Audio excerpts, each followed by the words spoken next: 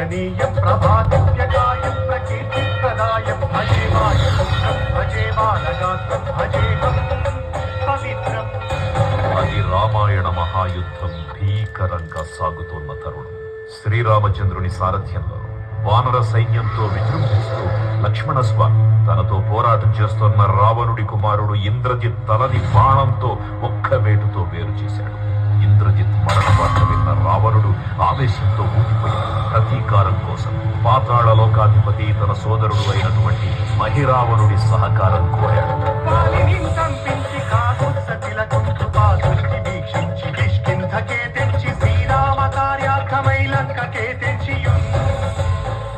ఆ జీవి మకరధ్వజుడు అనే తన పుత్రుడు మహాసముద్రాన్ని దాటుకుండగా నీటిలో పడ్డ స్వేదబిందువు ఒక మొసలి గ్రహించడం వల్ల జన్మించాడని తెలుసుకుని ఆశ్చర్యపోతాడు హనుమంతుడు.